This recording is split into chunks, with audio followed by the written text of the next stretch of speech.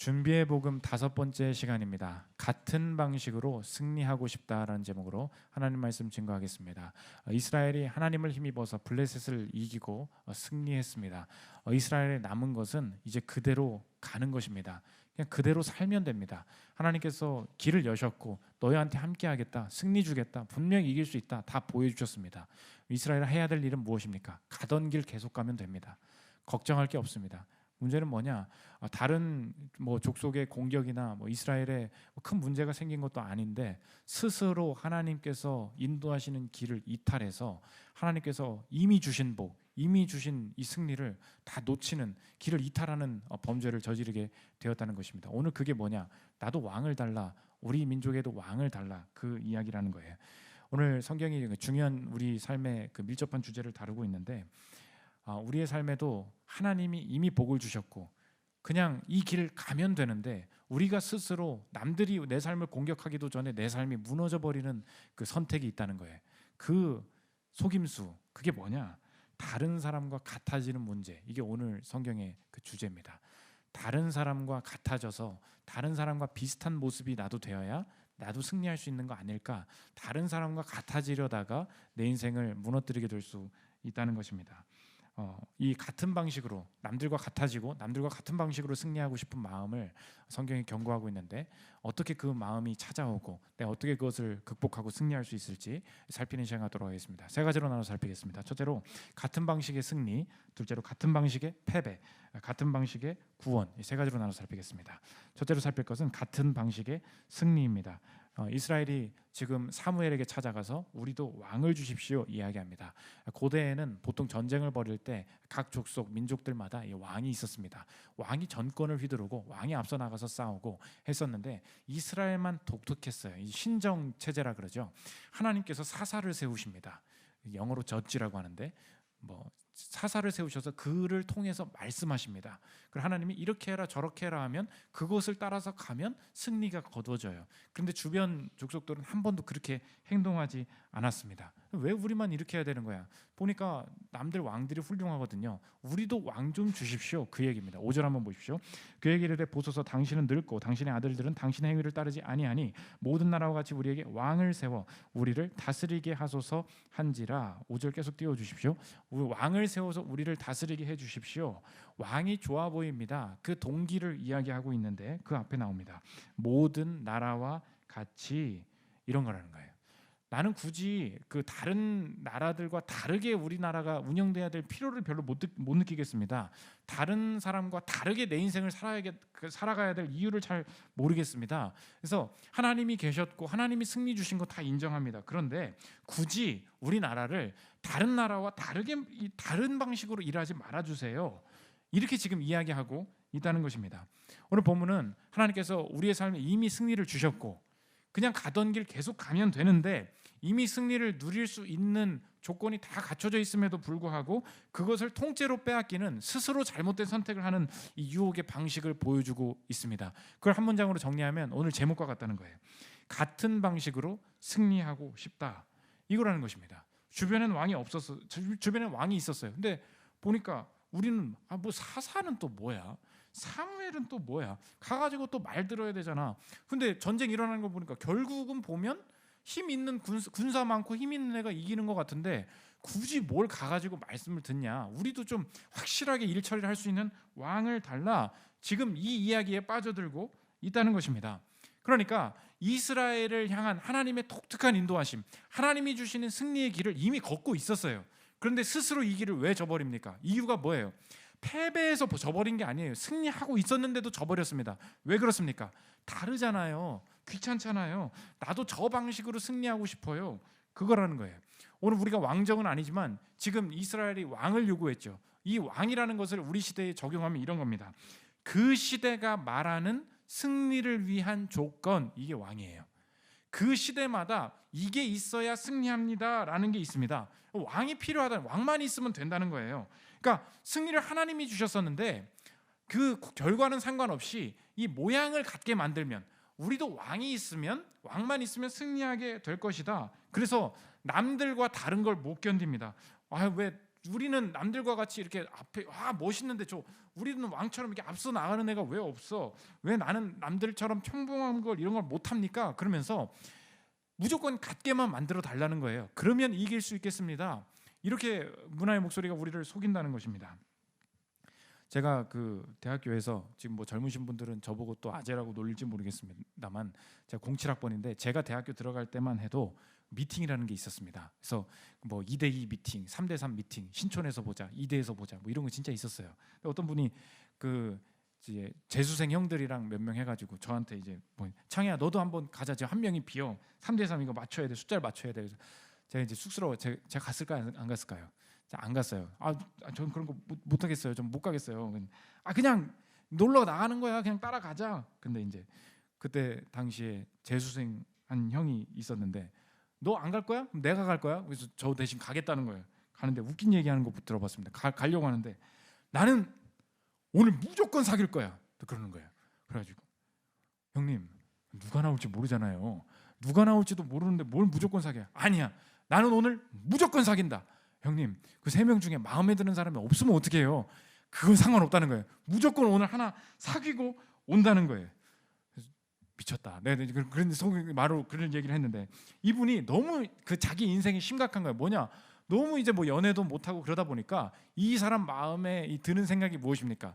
좋은 그 여자를 만나야지, 좋은 남자친구를 만나야지, 이게 중요한 게 아니에요. 결과는 상관없고 뭐가 중요한 거예요? 여자친구를 사귀는 거, 그게 중요한 거죠.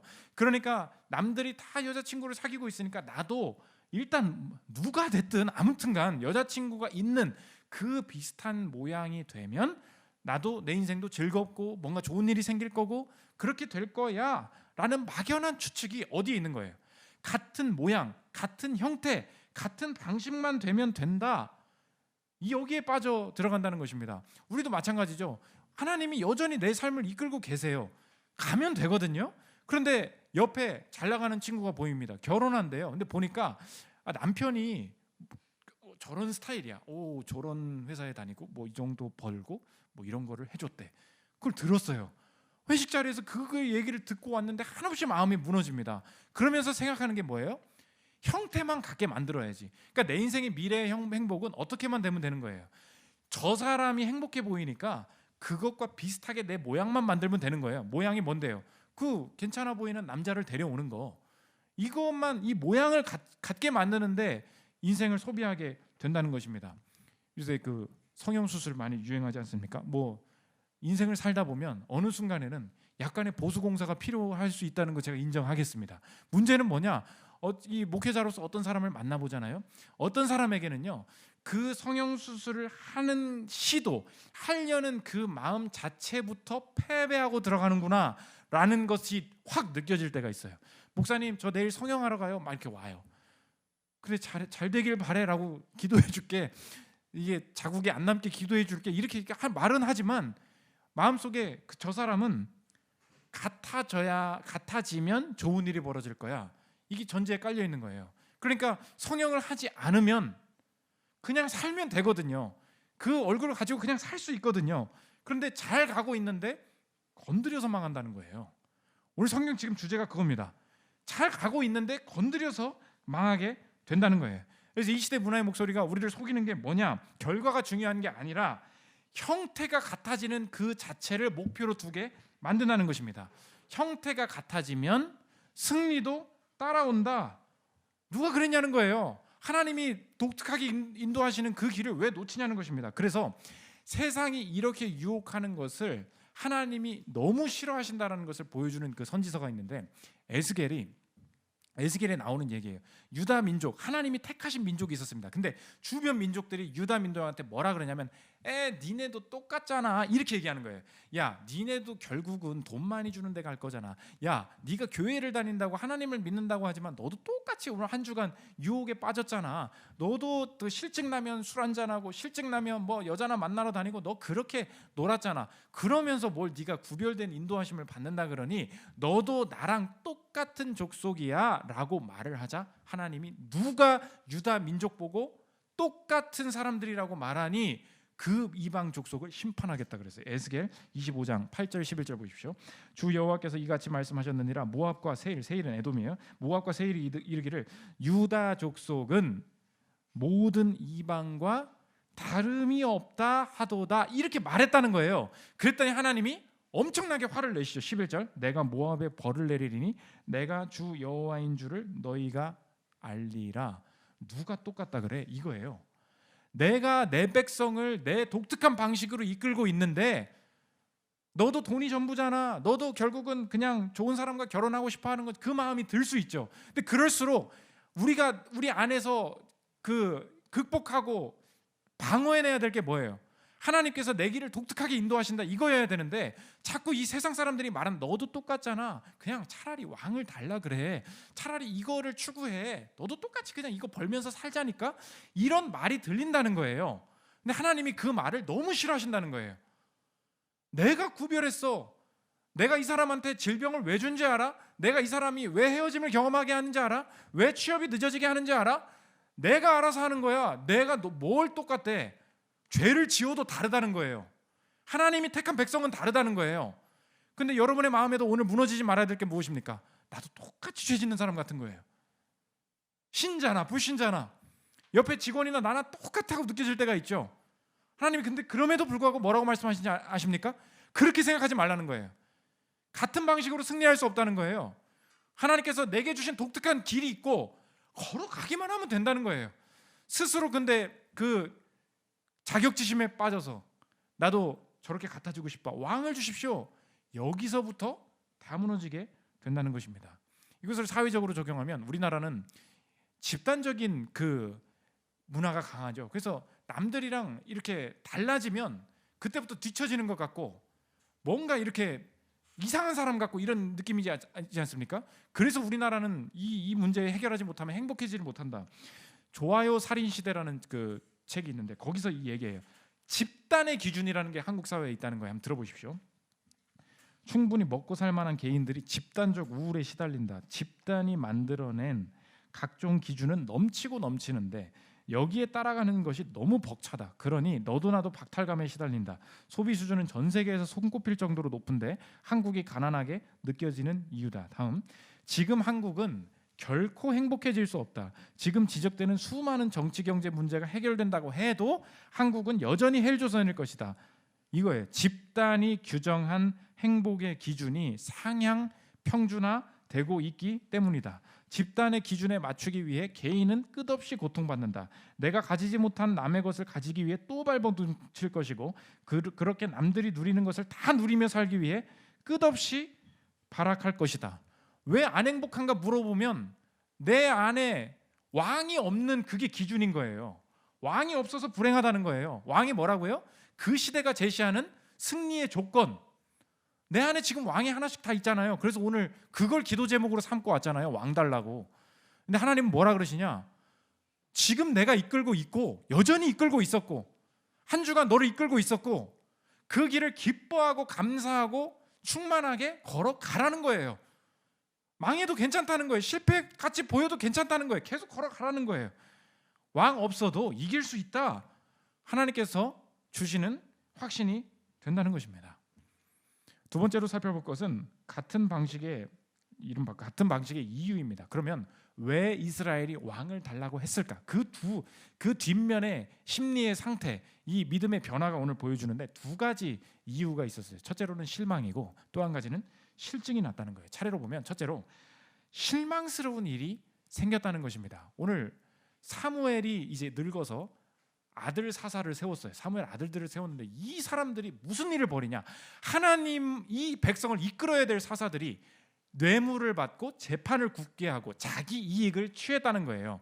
실망스러운 일이 하나님이 이끄신 곳에서 벌어졌다는 것입니다. 1절부터 보십시오. 사무엘이 늙음에 그의 아들들을 이스라엘 사사로 삼으니 장자의 이름은 유엘이요 차자의 이름은 아비아라. 그들이 브엘사바에서 사사가 되니라. 그의 아들들이 자기 아버지의 행위를 따르지 아니하고 이익을 따라 뇌물을 받고 판결을 굽게 하니라. 여러분이 이스라엘 백성이라고 생각해봐요. 너무 실망스럽죠. 아니 블레셋에 승리한 지 얼마나 됐다고 당신들 때문에 지금 하나님이 기뻐하시지 않고 지금 어떻게 이런 식으로 자신들의 이익을 취할 수 있습니까? 문제는 뭐냐? 하나님께서 이 사람들이 잘했다고 얘기하지 않아요. 정말 잘못한 일이기 때문에 기록하고 있습니다. 문제는 이 상황이 실망스럽게 벌어졌을 때 이 상황에 대한 실망이 하나님의 인도하심에 대한 실망, 하나님의 성품에 대한 실망으로 연결되기 시작했다는 것입니다. 여러분의 삶이 꼭 기억해야 될 게 뭐냐? 하나님이 인도하셨죠. 그런데 이 세상에 타락했기 때문에요, 하나님이 인도하신 곳에 분명히 실망이 있습니다. 그러니까 성경은 실망을 인정해요. 여러분이 실망할 수 있습니다. 내일도 실망할 수 있어요. 하나님이 보내주신, 하나님이 만나게 하신 남편이 확실합니다. 그런데 실망스러운 거예요. 어째 이런 애가 왔어? 이런 게 느껴질 때가 있죠. 직장을 갔습니다. 분명히 직장 들어갈 때요, 정말 나만 아는 그 체험이 있어요. 와, 어떻게 여기 지원해서 어떻게 이런 데 들어가게 하셨지? 너무 그런 감사가 있어요. 들어갔는데 어째 이런 일이 벌어지냐는 거예요. 어째 연봉이 어째 이럴 수가 있냐는 거예요. 그때 듣는 게 뭐예요? 하나님이 인도하신 건 맞는데 실망스럽다는 거예요. 그때 우리가 느껴지는 게 뭡니까? 하나님, 이게 뭡니까? 안 다니는 게 그때 벌어지는 게 뭐냐? 이 남편은 아닌가 봐, 이렇게 되는 거죠. 이 아내는 아니, 이 회사는 아닌가 봐. 하나님이 주신 처소를 떠나게 됩니다. 오늘 성경이 지적하는 것은 뭐냐? 실망은 있다는 거예요. 그러나 그 실망이 상황에 대한 실망에서부터 하나님의 성품, 하나님의 인도하심에 대한 실망까지 번져가는 그것을 지적하고 있다는 것입니다. 그래서 여러분이 실망을 명분 삼아서 하나님이 주신 방식, 하나님이 주신 위치, 하나님이 주신 사람을 떠나는 거, 그 사람이 범인이에요. 실망스러운 일이 벌어졌으니까 야, 사무엘 아들들이 잘못했네, 이렇게 얘기할 것 같죠. 성경은 뭐라 그러냐? 이스라엘 백성이 잘못했다는 거예요. 왜 그렇습니까? 실망스러운 일은 언제나 벌어지는 거예요. 제가 예언할게요. 내일 회사 가서 또 실망할 거예요. 여러분, 확실해요. 오늘 저녁에 예배 끝나고 가면서 그 아내랑 또 싸울 수 있어요. 정말 실망스러울 수 있다고요. 당연히 실망하는 것입니다. 문제는 실망에 대한 반응이라는 거예요. 원하시는 대로 원하는 일이 벌어지지 않습니다. 거기서부터 사실 엄청난 성장이 있다는 거예요. 오늘 이스라엘 백성들만 실망한 것 같았죠. 이스라엘 백성이 사무엘한테 가가지고 아이, 왕 내놓으십시오. 그러니까 사무엘도 이 실망한 사람이 또 있어요. 이 사무엘이 실망한 거예요. 어떻게 니네들이 아무리 그렇다고 와가지고 하나님이 인도하시면 그렇게 저버릴 수가 있냐? 똑같이 사무엘이 실망하는데 이 사무엘은 다르게 실망을 처리합니다. 6절 보십시오. 우리에게 왕을 주어 우리를 다스리게 하라 했을 때에 사무엘이 그것을 기뻐하지 아니하여, 기뻐하지 않아, 실망이죠. 그런데 여호와께 기도하매. 이 실망을 처리한 사람이 결국 누군지 아십니까? 사무엘이에요. 야, 다 때려쳐, 이럴 수 있었죠. 근데 사무엘이 기도해서 왕정을 세웠고요. 잘못된 선택 속에서도 사울이 나오겠고요. 잘못된 선택 속에서도 다윗이 나오겠고요. 이 실망스러운 상황 속에서도 구원의 길을 열어낸 자가 누구예요? 실망을 하나님 앞에서 처리한 사람. 그러니까 실망했다, 이거는 그 문제가 아니에요. 실망을 처리하는 이 과정이 중요하다는 것입니다. 우리 교회는 대전에서 올라오신 그 촌놈들이 많이 계십니다. 저도 대전 출신인데 대전 사람들이 막 모여요. 근데 대전에 그 유명한 빵집 하면 그 성심당이 있지 않습니까? 60년 전에 그 임길순이라는 그 어르신이 그 창업한 건데, 그 6.25 때 흥남철수 막 다 죽어가고 막 그 피난민들 경험하면서 내가 목숨을 살아낼 수 있으면 내가 정말 이웃을 돕는 사업 하겠다. 그래서 대전역 앞에서 찐빵 팔면서 시작된 게 이 성심당입니다. 문제는 그 당시에 제빵이라는 게 기술이 필요한데 기술자가 없잖아요. 그러니까 기술자 구하기가, 키우기도 어렵고 기술자 대접해주기도 어렵고. 근데 사업을 하고 이제 빵을 팔기 시작하는데 제빵 기술자들이 자꾸 이 사장이 기술 잘 모르고 그러니까 제빵 기술자들이 막 사장을 뭘로 알고 가지고 놀기 시작하더라는 거예요. 내가 돈 주고 쓰고 있는데 사무엘처럼 너무 실망스러운 상황이죠. 위기가 왔다는 거 좀 들어보십시오. 성심당이라는 책에 나온 얘기예요. 가게를 운영하는 데 필요한 핵심 기술이 주인에게 없다는 것은 치명적인 약점이었다. 그 약점을 누구보다도 잘 아는 기술자들이 집요하게 그 부분을 파고들기 시작했다. 툭하면 가부를 요구하고 습관적으로 태업을 일삼았다. 근무 시간에 술을 마시고 춤추러 다니는 일까지 있었다. 한순덕은 이거 아내입니다. 기술자들에게 더 이상의 가불은 불가하다고 통보했다. 한순덕의 의지가 확고하다는 사실을 확인한 공장장은 그날 밤 자기 아래에 있던 기술자 4명을 데리고 성심당을 떠나버렸다. 하루아침에 성심당은 제빵 기술자 1명 없는 빵집으로 전락했다. 야 가자 해고서 그냥 야반도 해버린 거예요. 여러분 정말 기술자들한테 실망했을 거 아닙니까? 여러분과 저 같았으면은 뭐 이제 법원이 조폭을 푸는 거죠. 이렇게 했을 거 아닙니까? 처리를 해야 될 거 아니에요. 여러분 그래서 실망은 처리할 수 있는 방법이 여러 가지예요.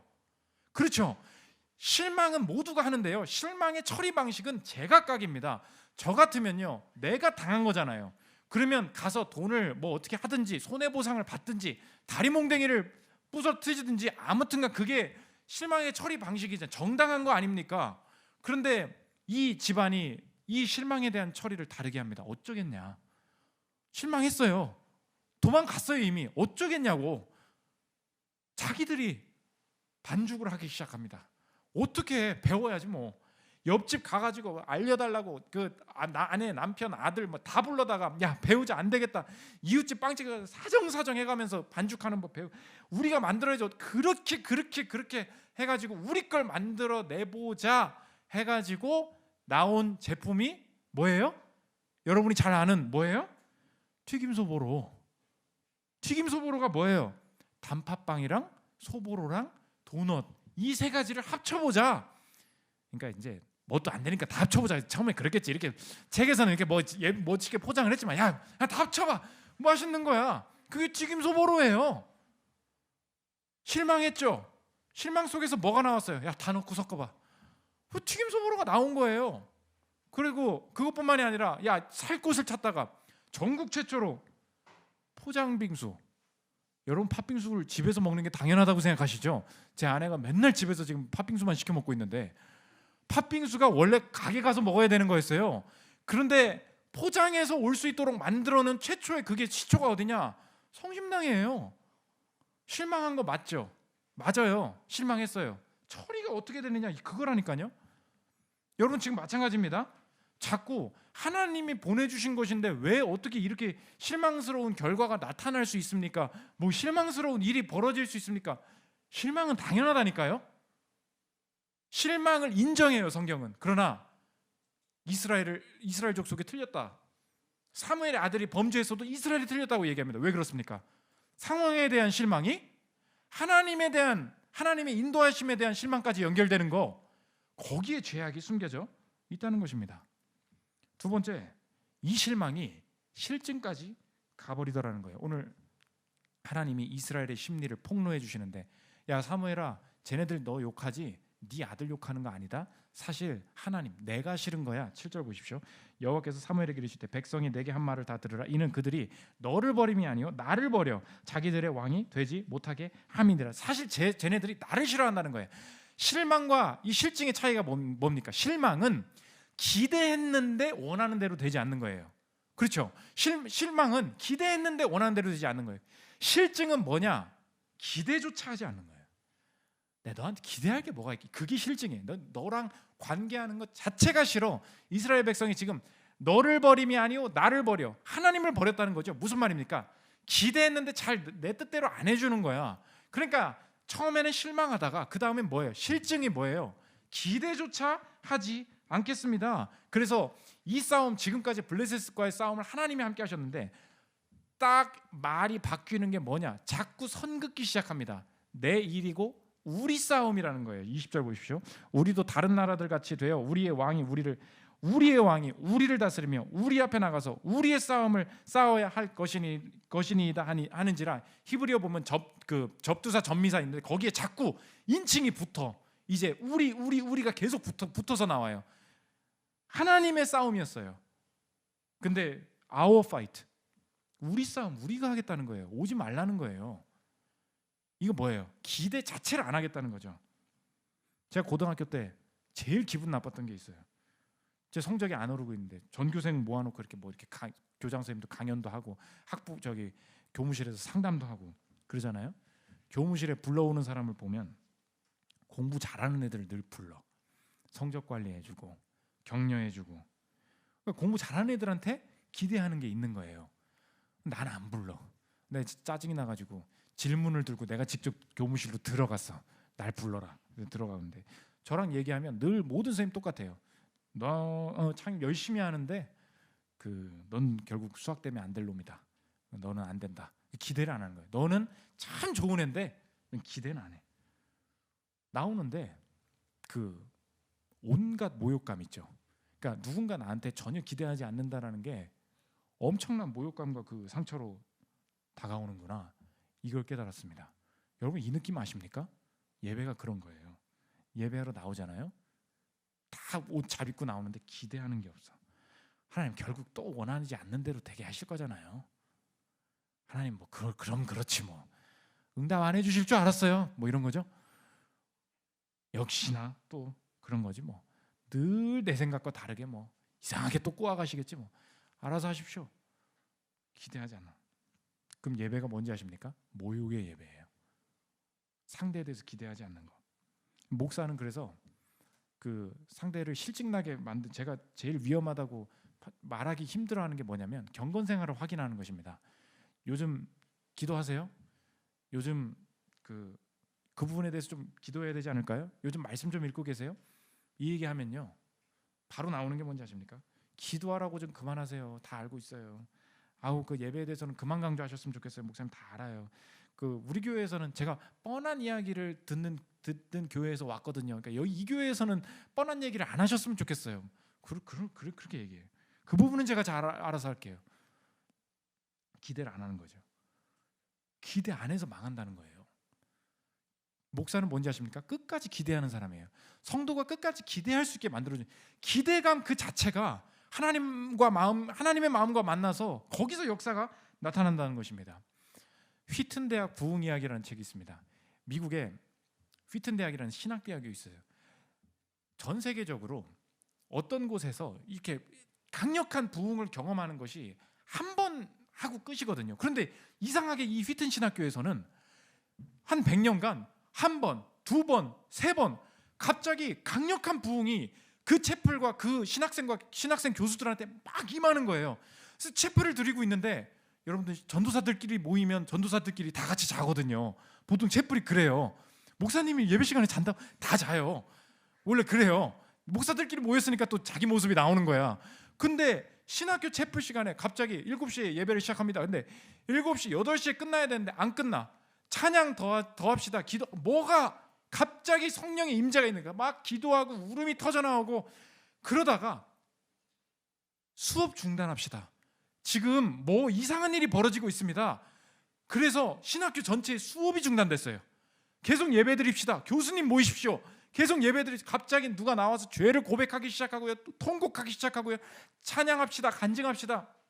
밤 물 한 번 먹고 새벽까지 이 예배가 지속되는 거예요. 하나님의 임재가 막 임한 거죠. 그런데 그런 일이 벌어지는 중에도 기대하지 않는 사람들은 늘 존재하더라는 거예요. 1935년에 부흥이 한번 휘튼 대학에서 일어났습니다. 근데 거기에 알바생이 한 명 갔어요. 밥 헤스라는 분이 저녁 식사 해주러 그 식당 단체 급식하러 알바로 갔어요. 근데 채플 드린다고 하니까 앉아 있는 거야. 근데 나 이제 밥하러 갈 시간인데 갑자기 찬양과 기도가 뜨거워지면서 사람들이 막 예배를 사모하고 막 이런 게 벌어져. 나 이거 더 드리고 싶은데 안 되겠다. 예배 드리러 밖에 나가야지. 밖에 나갔는데 그 채플 빼먹은 전도사님들이 밖에서 공차고 이제 놀고 있었다는 거예요. 근데 나도 이 바페스라는 분도 밥하러 나오면 나도 채플 지겨워서 빠져나오는 줄 알고 같이 좋아해 줄 줄 알았어요. 근데 왜 애들 예배 왜 이렇게 안 끝나요? 그래서 이게 무슨 일이 벌어졌다. 그러니까 기대하지 않았던 전도사들이 앞불사하고 뛰쳐 들어가더라는 거예요. 그 기록입니다. 들어보십시오.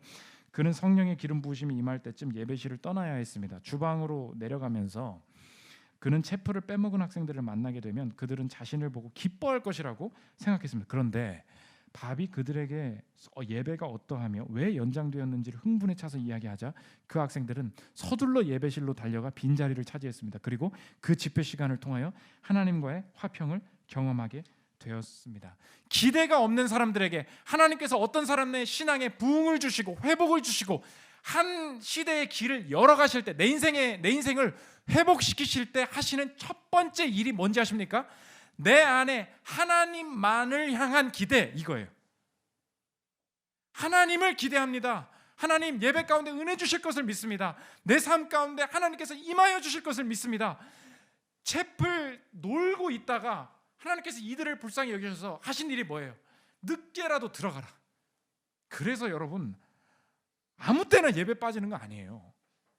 아무 때나 그냥 기도 그만둘 수 있는 거 아니에요. 실제로 그 일이 지금 35년 얘기죠. 95년에 다시 한번 휘튼 대학에 부흥이 임합니다. 근데 그때도 여전히 이것을 거부하는, 기대하지 않는 전도사들이 여전히 있었다는 거예요. 솔직한 고백입니다. 들어보십시오. 나는 그 당시에 일어난 일을 충실하게 기록하기 위해 휘튼 대학에 있던 사람들 모두가 부흥에 동참한 것이 아니라는 사실을 기록할 수밖에 없습니다. 여러 가지 이유로 인해 그때 일어난 일을 경험하지 못한 사람들도 분명히 있었습니다. 어떤 사람들은 몸이 아팠었고, 어떤 이들은 잠시 학교를 떠나 있었으며, 또 어떤 이들은 그들로 하여금 집회에 참석하지 못하도록 그들을 짓누르는 것들로 인해 거의 정신을 차리지 못할 정도였다고 고백했습니다. 그리고 비록 극소수이긴 했지만 한 부류의 사람들은 부흥의 사건을 단지 흥분된 감정이 가장 천박한 형태로 표현된 것이라고 부르면서 그 당시 발생한 일에 대해 공개적으로 불쾌감을 표현하기도 하였습니다. 결론적으로 말해 95년 3월 부흥의 현장에 동참할 수 있는 특권을 누렸던 우리들은 아무 노력도 없이, 그래서 받기에는 과분한, 그리고 무엇으로도 보답할 수 없는 큰 은혜를 받았습니다. 엄청난 부흥이 벌어지고 있는데 아파서 못 온 사람이 있었다는 거예요. 여러분, 그래서 욕하려는 게 아닙니다. 정말로 몸이 안 좋아서 예배 빠질 수 있죠. 내가 정말 사정이 있어서 내가 뭐 다른 온라인 예배 드릴 수 있죠. 절대 정죄하지 않습니다. 그런데 꼭 기억해야 될 게 뭐냐? 하나님 앞에 나아가는 것, 하나님 앞에 기도하는 것, 하나님의 사람들을 만나는 모임을 못 가게 만드는 때에는 언제나 내 인생의 영적인 공급을 가로막으려는 영적인 공격이 함께 있다는 것을 늘 분별해야 된다는 것입니다. 왜 이걸 몰라요? 우리 교회도 평일날에는 괜찮대. 근데 주일 아침에만 일어나면 우울증이 극심하게 온다는 거예요. 왜 그러는 걸까요? 평일에는 우울증이 안 걸린다는 거예요. 일요일만 걸린다는 거예요. 주일만. 이거 이상한 거 아니에요? 왜 일요일 주일만 되면 몸이 아플까요? 생각해야 된다는 거예요. 왜 그래요? 하나님을 기대하지 못하게, 기대하는 그 사모하는 자리에 못 가게. 오늘 하나님을 사모하고 계십니까? 여러분의 인생이 언제부터 시작되는지 알아요? 돈 부어질 때부터 그렇지 않아요. 결혼할 때부터 그렇지 않다고. 온갖 실망과 좌절 천진데 내 안에 심령 속에 여전히 하나님의 행하실 일을 기대합니다. 그거 하나 남아있으면 다 되는 거예요. 다 이겨요. 오늘 그 사모함이 있습니까? 쟤네들이 나를 사모를 넣어버린 거 아니야. 놔버린 거지. 하나님의 기분 나쁨이에요. 예배 오면 뭐하니? 기대할 게 없는데. 오늘 기대하십시오. 망하죠? 기대해요. 잘 안 됐죠? 기대. 원하는 대로 안 됐죠? 하나님, 그래도 믿음으로 하나님이 행하실 일을 내가 여전히 기대합니다. 이 아름다운 고백이라는 거예요. 마지막 세 번째, 같은 방식의 구원입니다. 오늘 왕 세우고 되려고 해서 지금 그래 왕 세워줘라. 근데 있잖아, 니네 죽을 거야. 18절 보십시오. 그날에는 너희가 택한 왕으로 말미암아 부르짖다 그날에 여호와께서 너희에게 응답하지 아니하시리라 하니. 왕이 너희들 진짜 괴롭힐 거야. 오늘 본문에 나오죠. 오늘 본문의 질문은 그것입니다. 하나님께 실망하고 하나님께 실증난 자들이 이런 선택을 하더니 과연 망하였는가? 지금 이걸 묻고 있어요. 과연 망하였는가? 너희들 그 잘못된 선택했으니까 엄청 힘들어질 거야. 하나님께서는 이렇게 위협을 하시지 않고 오늘 본문은 망한 선택을 통하여서 망한 선택을 한 그들을 구원하시는 하나님을 보여주고 있다는 것입니다. 왕 선택했으니까 왕 때문에 망할 거야. 그러지 않고 왕을 세우는 그 선택이 나빴지만 그 선택을 통하여서 내가 사울을 세우고, 그 선택을 통하여서 다윗을 세우고, 그 선택을 통하여서 예수 그리스도를 세워 가시는데, 우리 인생도 마찬가지입니다. 우리 인생에 우리가 이스라엘이랑 지금 똑같죠. 하나님한테 실망했잖아요. 하나님이 실증나잖아요. 그럼 예배 오면서 두려움이 있지 않습니까? 하나님 앞에 실망, 기대하는 것도 없으니까 난 내 인생은 도대체 어떻게 될까? 그런데 하나님이 오늘 말씀을 주시는 게 뭐냐면, 실망했지, 실증나지. 그런데 실망과 실증 때문에 네가 선택하고 잘못 선택한 그것을 통해서 나는 너의 인생이 잘 되고 구원받고 건진받을 수 있도록 나는 너의 선택을 활용할 것이다. 예수님이 십자가에 달리실 때 사람들이 왕 선택을 똑같이 잘못합니다. 마가복음 15장 9절 보십시오. 빌라도가 대답하여 이르되 너희는 내가 유대인의 왕을 너희에게 놓아주기를 원하느냐 하니, 그러나 대제사장들이 무리를 충동하여 도리어 바라바를 놓아달라 하게 하니, 빌라도가 또 대답하여 이르되 그러면 너희가 유대인의 왕이라 하는 일을 내가 어떻게 하랴? 선택하라는 거죠. 13절 그들이 다시 소리 지르되 그를 십자가에 못 박게 하소서. 왕 선택 잘못했는데, 오늘 우리 성경 전체를 알기 때문에 우리는 알 수 있죠. 왕 선택 잘못했더니 다 망하더라. 그렇지 않고 하나님께서는 왕 선택을 잘못한 그 선택을 통하여서 잘못 선택한 그들이 구원받을 수 있도록, 실망해서 하나님을 버리는 선택한 그 선택을 통하여서 하나님께 실망한 그들이 영생을 얻을 수 있도록, 나쁜 선택 그 자체를 받으시고 온몸으로 받으시고 그것을 예수의 능력으로 변화시키셔서 나쁜 선택 그 자체가 하나님께 돌아오는 선택이 될 수 있도록 이끌어 가시는 그분이 나의 하나님이시라는 것입니다. 아, 주님, 그러므로 내가 십자가 바라볼 때 이제 알겠습니다. 이 본문 볼 때, 야, 이스라엘이 저렇게 잘못 선택하더니 망했네, 나도 망하게 되지 않을까? 내가 내 인생 지금 요즘의 신앙생활이 두렵고 어려웠는데, 실망과 실증의 내 인생의 선택 속에서도 하나님께서 그 선택을 통하여서 내가 구원받을 수 있도록 영생의 문을 열어주셨다면 십자가 바라볼 때 내 인생도 확신할 수 있겠습니다. 주님, 엄청나게 내가 하나님 앞에 실망스럽고 내가 하나님이 실증나서 이렇게 행하고 있지만, 내가 오늘 확신할 수 있는 건 내가 다 망쳐놨는데 주님께서 이거 안 망쳐지게 하시겠다는 거예요. 나 혼자 알아서 그냥 내 멋대로 산 삶인데, 남들은 이것 때문에 망하겠다고 하는데 이거 활용하셔서 내 인생 열어가시는 능력을 보여주시겠다는 거예요. 하나님, 내가 이 예수님 오늘 만났는데 내가 실망을 통해서도 일하신다고 하는 그 말만 듣고, 그러면 앞으로도 하나님은 상관없이 살아도 상관없겠네. 어떻게 내가 이렇게 말할 수 있겠습니까? 주님, 내가 하나님 앞에 실증난 것을 통하여서 내게 선대하신 주님이 계시니 내 인생에 벌어진 상황 속에서 결코 실망하지 않겠습니다. 하나님께 실증내지 않겠습니다. 내 실망과 실증의 선택을 통해서도 내게 선을 행하신 그분이 계시니 여전히 이곳에서도 새 일을 행하실 주님을 기대합니다. 이 고백이 가능하다는 것입니다. 여러분의 인생의 부흥이 언제 시작되는지 아십니까? 이 기대감이에요. 하나님, 잘못 선택한 내 인생 찾아와 주셔서 그럼에도 불구하고 선한 길로 이끌어 주옵소서. 그 강력한 부흥의 체험이 있는 저 여러분들 되시기를 기도합니다. 주님만이 나의 답 찬양하고 기도한 시간 하도록 하겠습니다.